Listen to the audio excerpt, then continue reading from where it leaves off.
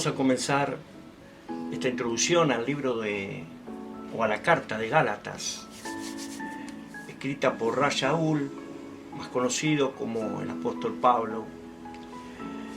El tema de este estudio, la carta de Gálatas, y es importante hacer saber que van a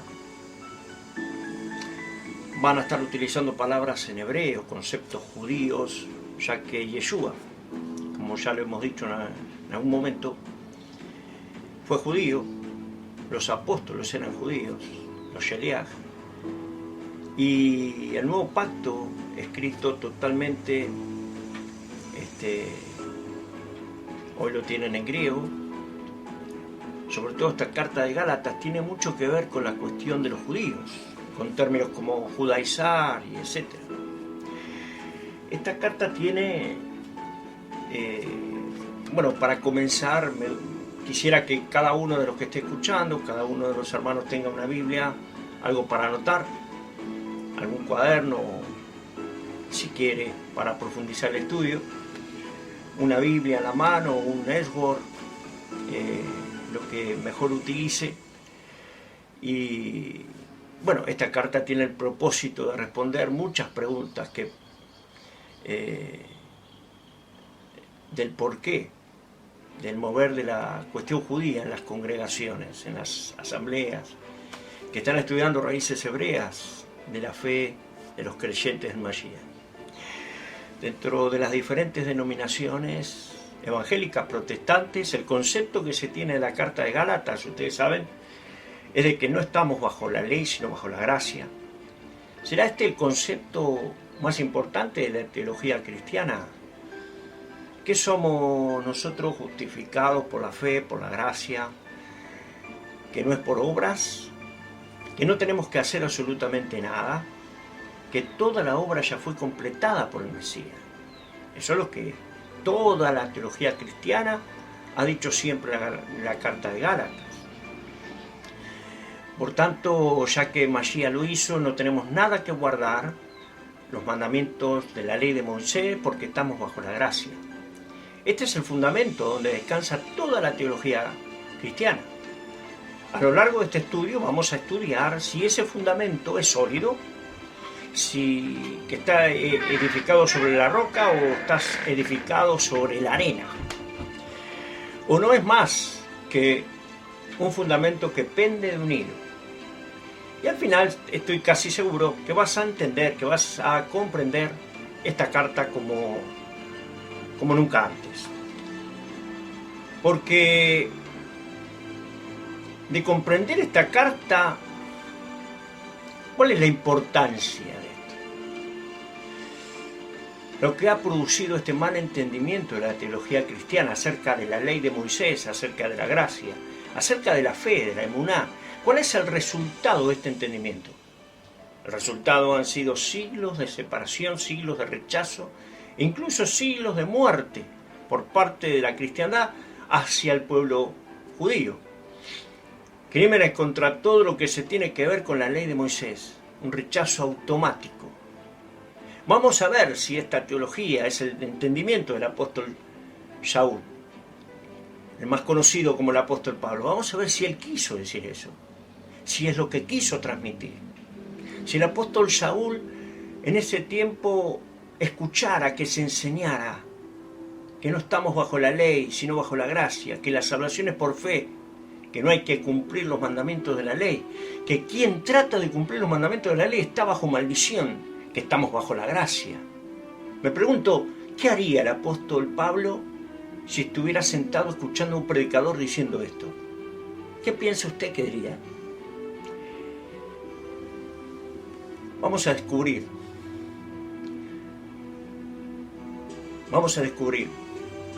¿Y cuáles son las razones importantes? Al haber leído la carta de Gálatas, y no solamente haberlo leído, sino al haber tenido alguna experiencia en la teología cristiana, como seguramente algunos de ustedes, la teología sistemática, teología protestante, teología católica, es entender lo que la teología católica y protestante dice. ¿Qué creen los cristianos? ¿Qué creen? En la carta de Gálatas el apóstol Pablo responde las preguntas más apremiantes de las primeras iglesias, de las primeras asambleas. ¿Qué se necesita para ser salvo? Usted va a entender. ¿Qué necesitamos para ser salvos? ¿Qué es salvación para un hebreo, para un judío? El concepto, totalmente distinto al concepto cristiano. También, cómo se deben de relacionar los nuevos creyentes, en especial los creyentes gentiles, o los creyentes que salen de los gentiles, porque es muy importante, entenderán lo que es ser gentil, o haber sido gentil y dejar de ser gentil. ¿Qué es gentil? Los no judíos con las leyes judías. ¿Qué hay que hacer? Recuerde que la mayoría de los primeros seguidores de Yeshua, de los primeros líderes de las asambleas, eran judíos y proclamaban a Yeshua como Mesías. Todos eran judíos, no había gentiles. A los primeros años del siglo I, y cuando comienza las asambleas, no había gentiles. Por su fe en Mashiach batallaban con una doble identidad. Palabra muy importante que vamos a tener que descubrir en el libro de Gálatas. ¿Quiénes eran los gálatas? ¿Qué identidad tienen? Su herencia judía los impulsaba a seguir cumpliendo estrictamente con la ley de Moisés. En cambio, su fe recién hallada en el Mashiach los invitaba a una libertad basada en el principio del amor. Ellos eran los que preguntaban cómo los creyentes gentiles o no judíos podrían llegar a ser parte del reino de los cielos. Pablo les escribe para decirles que todas las promesas de salvación, que también exigía el esfuerzo humano, no tienen nada de salvación. ¿A usted le parece? Eso es lo que enseña la Iglesia cristiana. Es decir, mientras usted escuche y observe cómo cualquier sistema de creencia que exige el esfuerzo humano de parte de sus seguidores para ser salvo es una negación de la obra consumada de la muerte y resurrección de Mashiach. Esos sistemas de creencia tratan de mejorar el carácter de sus seguidores, pero solo el poder transformador del Ruach HaKodesh nos puede hacer mejores de lo que somos. Esto lo va a escuchar usted en cualquier iglesia cristiana, en cualquier iglesia evangélica, aún los católicos. Si leemos esto, si escuchamos esto, vemos que el énfasis de la teología cristiana es que cualquier doctrina que trata de enfatizar, por un lado, de resaltar el esfuerzo humano, es una negación de la gracia.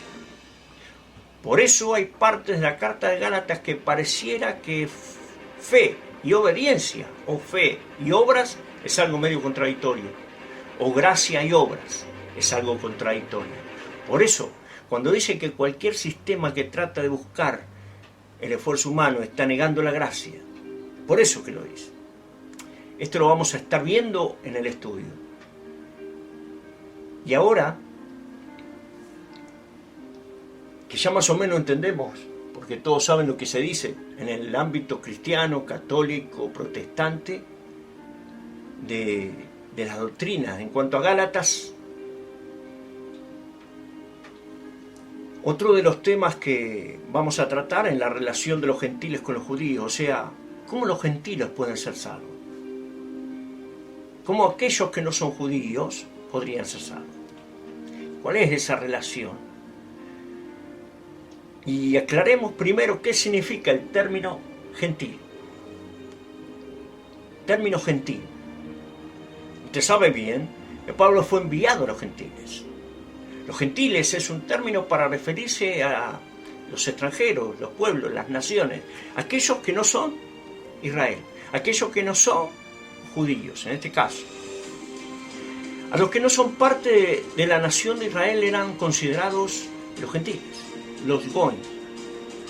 A los que no son los descendientes biológicos, por decirlo de alguna manera, de Abraham, Isaac y Jacob.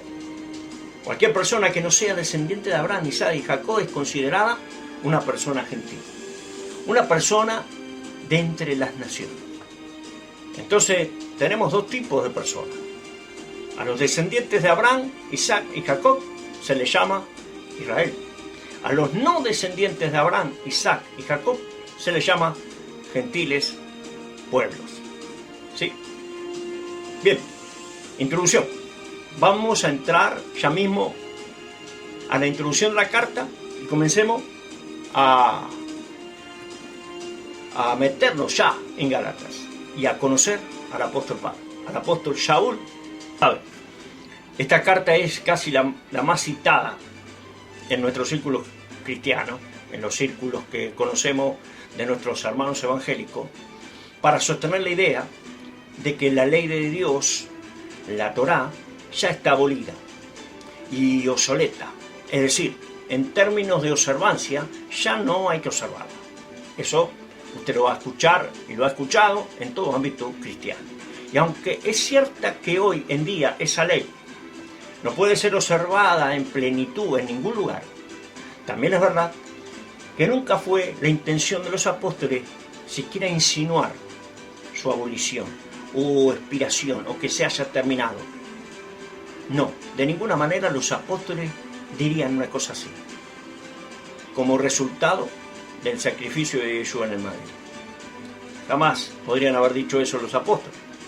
Para una gran cantidad de cristianos, la Carta de Gálatas no es un libro más de la Biblia, es la Biblia misma. Y para interpretar las palabras de Yeshua HaMashiach, del Antiguo Pacto, y en general de la Biblia entera, el Tanaj, todos los cristianos pasan esas palabras a través del filtro de Rav Shaul, del apóstol Pablo. Así que todo lo que Yeshua haya dicho tiene que ser filtrado por Pablo para darle una correcta y válida interpretación. Aun cuando los resultados de esas interpretaciones impliquen ir en contra de lo que el Mesías dijo, o de todo el contexto global de las Escrituras. Incluso quien difiera, quien no estuviera de acuerdo en ello, te dirán que has caído de la gracia y has rechazado al Mesías. Más aún muchos sostienen que cualquiera que procure observar los mandamientos de la ley de Dios está implicando que el Mesías murió en vano. De esta manera se hace de Rav Shaul, de Pablo, y de sus cartas algo que no es consistente con la realidad. A través de estos documentos sugiero que todo ello esté alejado de la verdad, que Gálatas no desecha la ley de Moisés, sino que de hecho la confirma, como otros escritos de Pablo, la responsabilidad de obediencia que todo creyente en Yeshua tiene para con los mandamientos expresados en su ley. Pretendo demostrar que la carta de Gálatas ha sido una de las más mal entendidas en el cristianismo, a causa de abordarla desde una traducción castellana, con una mentalidad de reemplazo, de dispensionalismo, occidental, hispana, totalmente moderna, posmoderna, e ignorando un conjunto de factores esenciales de la Judea del primer siglo, con una mente y unos anteojos hebreos, tales como el contexto social, religioso, cultural, antropológico, las expresiones idiomáticas, el hebraísmo de la época, la mentalidad judía de Pablo y de la audiencia a la que él escribió. La problemática que enfrenta como creyentes en el Mesías, los tecnicismos rabínicos propios del Halajá, que es la ley judía, que Saulo utilizó en sus cartas, y etcétera, etcétera, etcétera. Estos y otros aspectos similares ni siquiera son familiares a nuestro contexto occidental del siglo XXI, o de este siglo que vamos a tratar, porque pertenecen completamente a un contexto y circunstancias que se desarrollan en un periodo de tiempo en una cultura completamente desconocida para la gran mayoría de los cristianos modernos. Pero cuando consideramos invertir tiempo y adentrarnos en el contexto judío del primer siglo y leemos la carta de Gálatas a través de esa óptica, sus palabras adquieren un sentido distinto y francamente mucho más enriquecedor y comprensible. Se puede ver claramente que Rab Saúl, de hecho, está enseñando que la fe en el Mesías significa fidelidad, que la emuná es fidelidad a la Torá dada por Moisés y no a la ley judía, que es distinto. Vamos a tratarlo, ni a sus tradiciones como medio de justificación.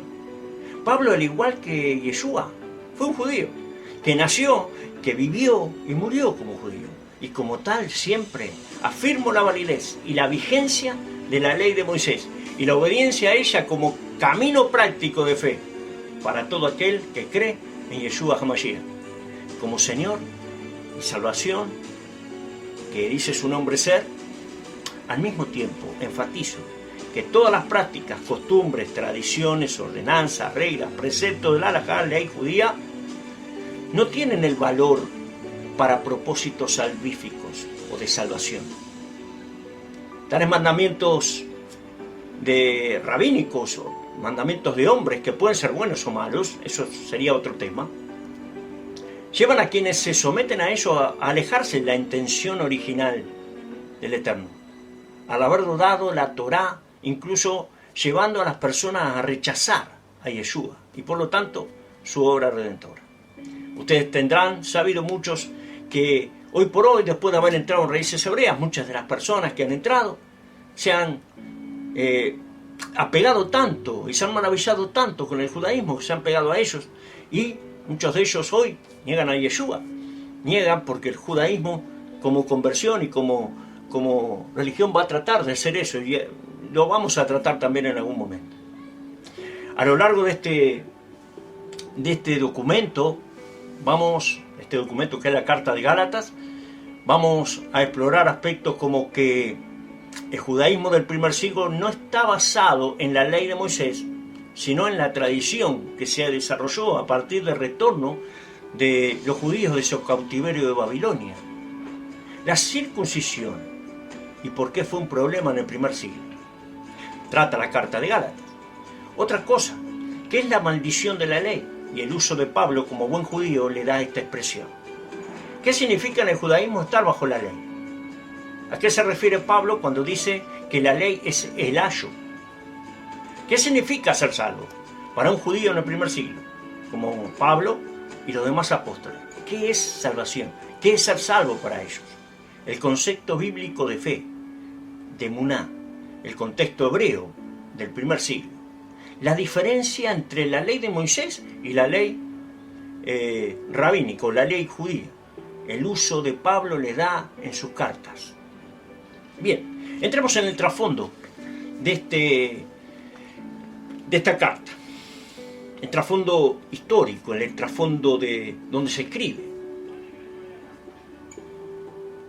Quizá muchos no conozcan, otros sí, pero es importante aclarar que Galacia no era una asamblea, no era una iglesia, no era una congregación, sino una región dentro de lo que hoy sería Turquía, donde había un número de congregaciones, de asambleas creyentes en Yeshua el Mesías, incluidas las asambleas de Antioquía, Iconio, Listra.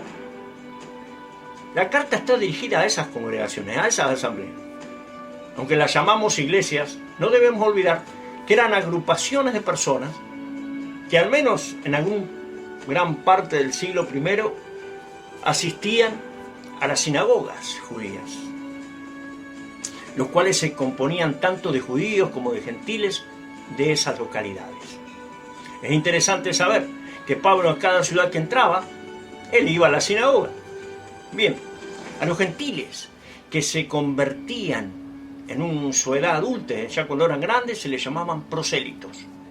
Es decir, la mayoría de las sinagogas estaban compuestas mayormente de 3 tipos de personas o de grupos.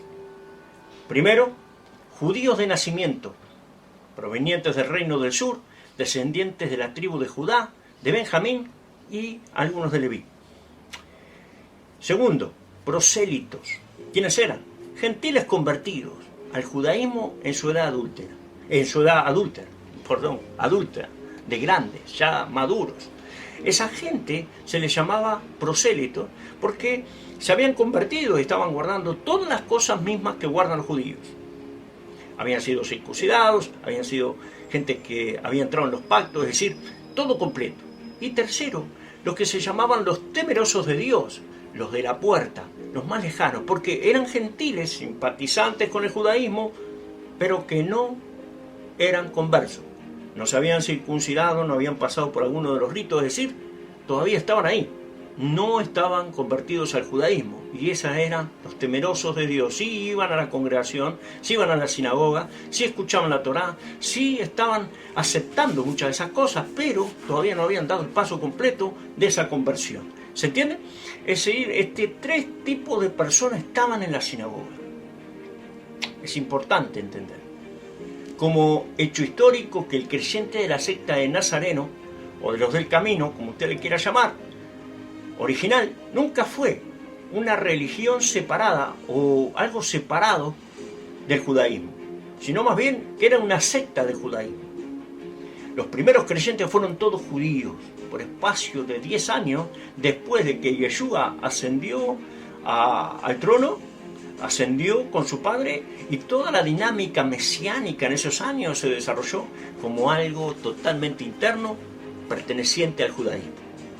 Las discusiones eran judías, los problemas eran judíos. De hecho, que en ese periodo de los mesiánicos judíos no esperaban que esta nueva fe incluyera a gentiles.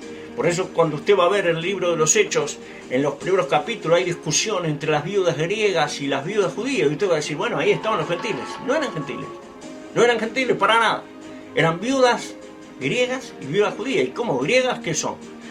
Claro, eran judíos que se habían helenizado, se habían hecho griegos en alguna manera culturalmente.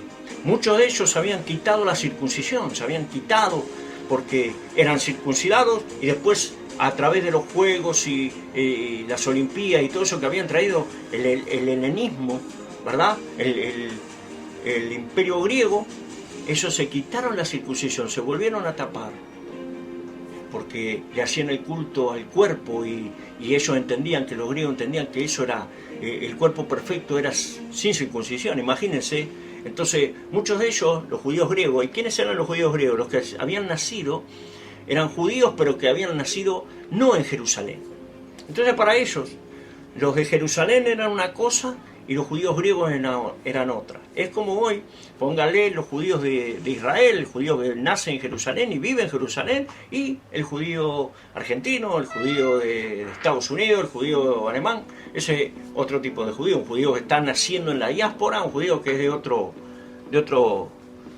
lugar. Así que esos eran considerados los judíos griegos. Para muchos, que pueda quedar claro que no había una discusión totalmente ajena a ese judaísmo o a los griegos. Así que por espacio de 10 años, toda esta dinámica mesiánica en esos años se desarrolló como totalmente interno, era una discusión totalmente interna. Así que ya les digo, no esperaban los judíos que los gentiles estuvieran incluidos en esta parte. Por eso es que el Padre tuvo que mostrarle a Pedro la visión en Hechos capítulo 10 para hacerle ver que los gentiles ya no debían ser llamados inmundos, por ejemplo. Y que después lo veremos, pues ahora por medio de la fe en Mashiach había una puerta que estaba abriéndose, era una puerta, ¿verdad?, a las ovejas o al redil aquel que él dijo que también debía entrar. Pero aún después de esos acontecimientos, el Evangelio se siguió predicando en las sinagogas. Usted va a ver que Pablo, Pedro y muchos entraban en las sinagogas, especialmente Pablo, cuyo objetivo era demostrar a los judíos que Yeshua era el Mesías. Si usted me acompaña al libro de los Hechos. Vamos al libro de los Hechos, capítulo 13, versículo 14. Ellos dicen: ellos pasando de Perge llegaron a Antioquía de Pisidia y entraron a la sinagoga un día de reposo y se sentaron. Está hablando de Pablo y Bernabé. Entraron a la sinagoga un día de reposo y se sentaron. Este versículo nos dice cuál era la audiencia que Pablo buscaba en un principio. No eran asambleas o iglesias evangélicas, eran sinagogas judías. El mensaje de Pablo, demostrado que Yeshua era el Mesías, algunas veces fue bien recibido entre la audiencia que lo escuchaba en la sinagoga y otras veces no.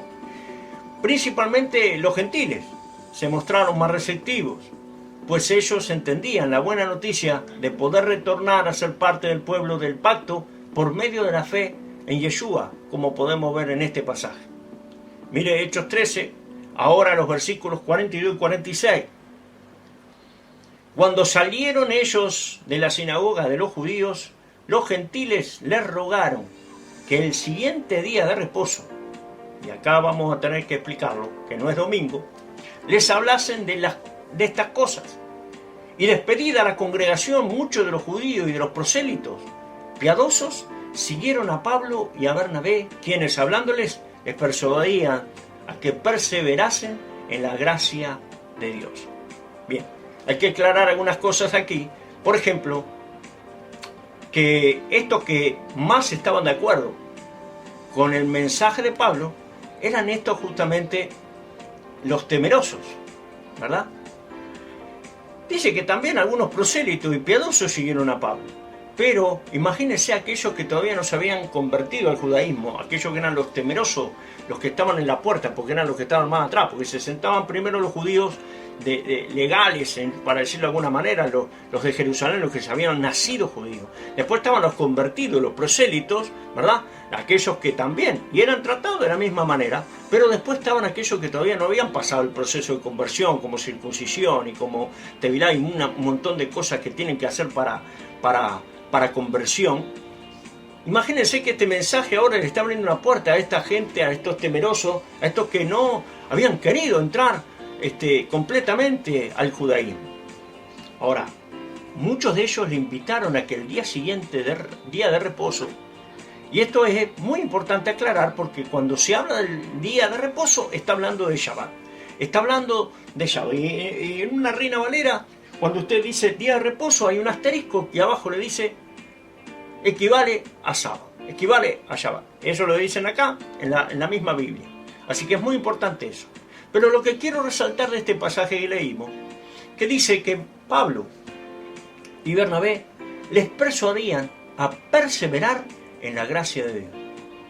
Si Pablo y Bernabé les persuadieron a perseverar en la gracia de Dios, es porque ya estaban en la gracia de Dios, siendo judíos observantes. La gran diferencia es que habían reconocido a Yeshua como el Mesías de Israel. Ellos eran observantes, siempre lo fueron los judíos observantes. Ahora la diferencia sí es que ellos habían reconocido a Yeshua como el Mesías. Y eso no los hacía caer de la gracia, ni porque estaban guardando, porque eran observantes, ni porque habían conocido a Yeshua. Ya estaban en la gracia de Dios. Entonces le decían a todos, perseveren en la gracia de Dios. El siguiente día de reposo, el versículo 44, mire lo que dice. Capítulo 3 de Hechos, versículo 44, dice, el siguiente día de reposo, otra vez, no es domingo, es Shabbat. Ellos fueron en un Shabbat, por eso siempre decimos, Yeshua guardó el Shabbat, nunca lo violó, o si no lo hubiera descalificado como Mashiach, y los apóstoles todos guardaron Shabbat. Todos ellos, está escrito en el libro de los Hechos, en las cartas y en todo lugar. No podía ser de otra manera, ellos nunca fueron un domingo, ellos no practicaban el domingo, el cristianismo no existía, el cristianismo todavía no ocurría. Eran una discusión completamente judía. 10 años. ¿Cuándo va a ser? Pedro, bueno, quiero aclarar, a Pedro se le había dicho que se le dieron las llaves del reino, las llaves del reino. no una llave, le dieron la llave. ¿Cuáles son las llaves? ¿Cuántas casas tenemos? En la escritura dice que había 2 casas, entonces como mínimo 2 llaves. La primera llave fue usada en Hechos capítulo 1, cuando él le da el discurso a los judíos, y allí en la fiesta de Shavuot, de Pentecostés, famosa Pentecostés, donde muchos dicen que comenzó la iglesia, y yo después lo vamos a aclarar. Ahora dice que ahí él hace un discurso, y todos los que habían en ese lugar eran todos judíos. Judíos que habían venido de todas esas ciudades, de Iconio, del Ponto, de un montón de lugares, pero todos judíos, judíos griegos, judíos de otras naciones, como que en Israel se hiciera un Shavuot y tenías que subir, y si hubiera templo, todos los judíos, desde Argentina, desde Brasil, desde Polonia, de todo lugar, tienen que subir. Imagínate todos los judíos allá. Bueno, ahí habla Pedro y explicando de Yeshua HaMashiach, ahí se convierte en 3.000. Imagínate vos. Esa es la primera llave, la llave a la casa de Judá. A los 10 años se va a abrir la segunda llave, se va a usar. Y la tenía que usar Pedro para ir a la casa de Cornelio y darle la puerta, abrirle a los gentiles, a esos que no eran judíos. Imagínate, en ese momento las 2 puertas, las 2 casas tienen la entrada para entrar a eso que es el reino de Dios.